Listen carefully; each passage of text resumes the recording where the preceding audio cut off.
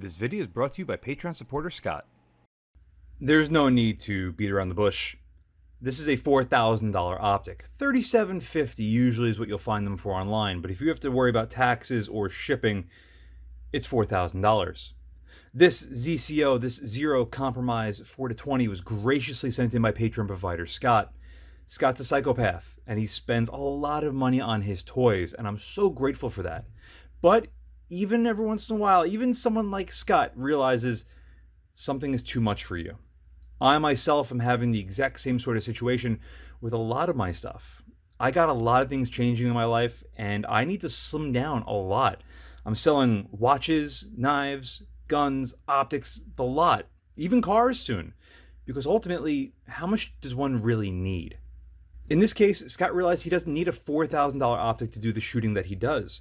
Oh no, you can get away with a $400 optic for most cases, but it's really nice knowing that you have something that's super cool and nice. And you know what? This thing right here is basically as good as it gets, with the exception of like a tangent theta or a Hensoldt, but we're not there quite yet. Anyway, I want to shut up for a little bit so we can admire this box and the beauty that lies within. Before I pull out the optic, let's see what we have. We have a very nice neoprene cover. I'm not going to be using this because I don't want to stretch it out. Giggity. And let's see how this optic comes out of here, shall we? Feels fairly lightweight right from the get-go. We got a couple of different things in here. We have a gigantic booklet. Gigantic. I'm going to have to change camera settings. A sticker, a tool for the battery compartment, and a little Allen key, which I might as well pull those out real quick. So let's flip through this real quickly. In fact, I'm sorry, that's all there really is to it. This is the Impact 3 reticle, and so far I really like what I see. Not only do you have a ranging reticle portion up here, which frankly I think every optic, every reticle, everything should have some sort of ranging option. I didn't mention it, I forgot to actually, but like the size 6, that little ranging reticle on the far left, phenomenal. But I so far like what I see. A fine center dot, and these little circles over every mil, over all those holds, is a brilliant idea. Because if you're trying to find the dead center of something, if you have a dot, you know, even the smallest dot will eventually cover up part of a target or the part that you really want to have hit. So having a circle like this, little donut, allows you to see, put exactly what you want to have hit in the middle. It's smart. It works. At least it does in my mind. We'll see how it works in actual practice. You can pause that if you want and take a look at it, but I don't want this I don't want this unboxing being 25 minutes long, which I'm notorious for doing. Instruction manual. Let's see what we've got. Very simple, good illustration so far. ZCO specifics. Again, you can stop this at any time. It's 25 meters to infinity for the side focus, which is excellent. Mounting it, we're not going to worry about that. This has one of the coolest features I've ever seen on an optic, and I'll show you that more in person. Parallax adjustment, fairly easy. But this is one thing I wanted to talk about. You can actually adjust how the illumination works. So you can see right there, you can switch between red and green illumination. And then select I for aim on or 0 for aim off.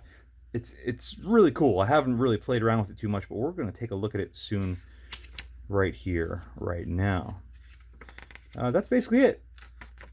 Cool.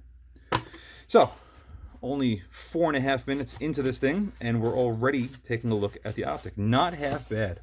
And here it is. Right off the bat, the finish on this thing is superb. The way the white pops off of it is just breathtaking. It doesn't feel that heavy. Honestly, 36 and some odd ounces isn't the heaviest.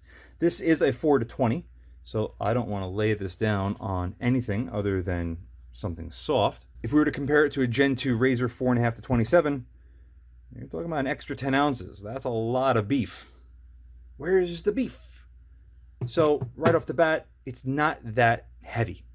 Granted, though, it's not the lightest, but if... Whoa! That was unexpected.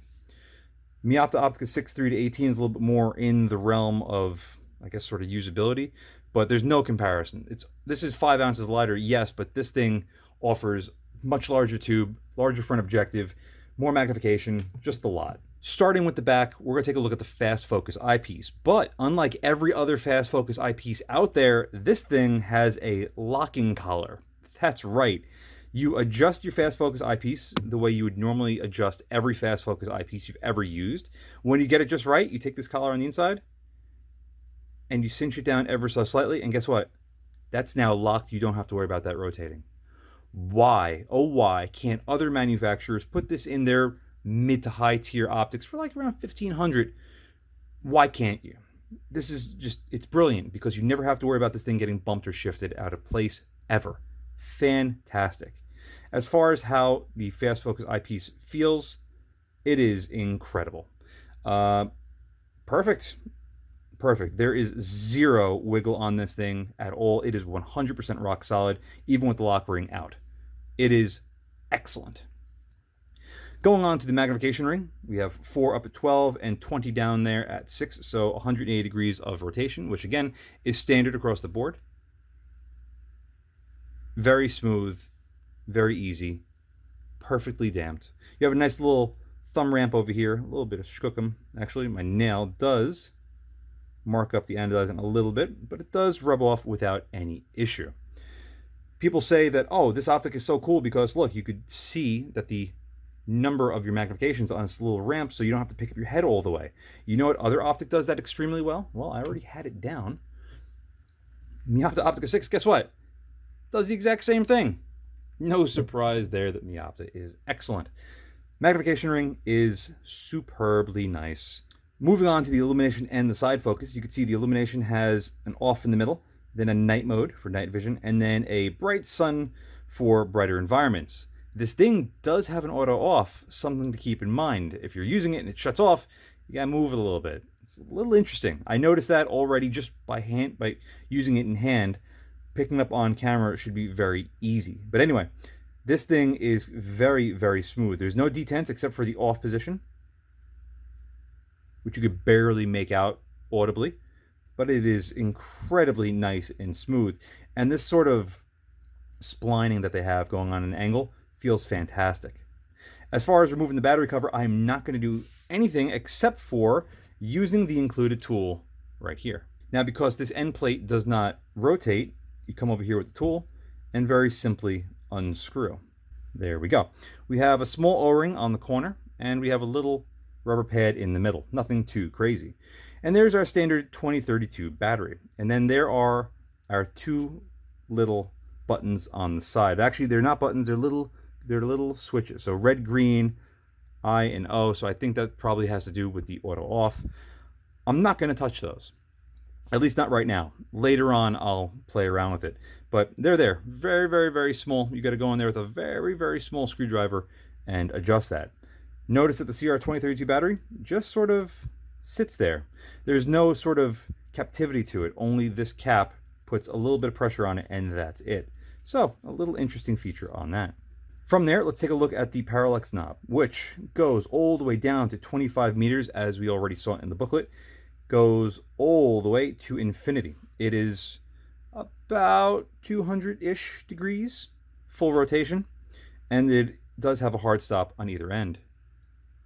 But again, this thing is perfectly damped, just the right amount that you know that you have to put a little effort in it to turn it, and that really is just about perfect. From there, we're going to take a look at these turrets, and they look really, really nice. These are, of course, locking.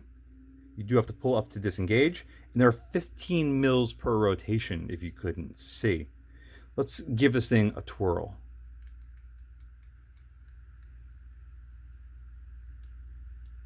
Zero backlash to the erector at all.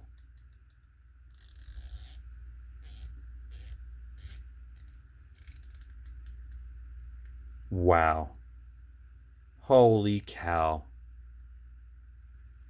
That is something. Notice the little indicator on top. That is our rotation indicator. Once we are down at our minimum at 0, you lock it down, That's basically flush. Actually, no, that's not flush. I apologize. Look at that. I was already up a full turn. Now, that is flush on top. You can see it right there. Disengage. Let's give it a full twist up, full 15 mils. It's up a little bit. We have a little white stripe. Let's go for 2. Let's see how far this thing will go. That is 30 mils of added elevation.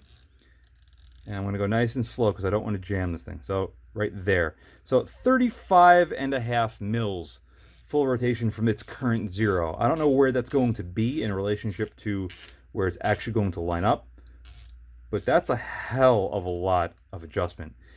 And it is without a doubt the nicest feeling sounding turret I've ever felt. There is 0, and I mean 0 backlash to this thing.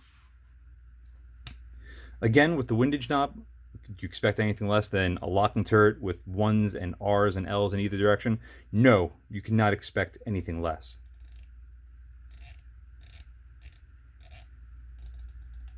So 7.2 mils to the right and 7.2 mils to the left. Once you get a 0, I'm sure it'll reset, so this way you have 7 mils in either direction. And if you're holding for that much wind, or if you're dialing for that much wind rather, you got some heavy ass winds to contend with. Anyway, there we have it. This unboxing is a little bit long, but this is a lot of Optic to go over.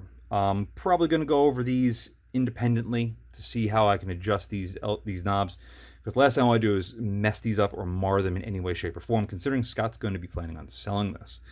Anyway, enough of that. Let's get behind this thing and see if it's worth the $4,000 price tag. You could have the best made optic on the planet, but if it looks like crap when you look through it, it's not worth anything, let alone $4,000 in this case. So far, however, the feature set, build quality, and feel are second to none. It really does feel utterly, utterly incredible. Here at 4X at our 400-yard brick building, we are greeted with a very good-looking image.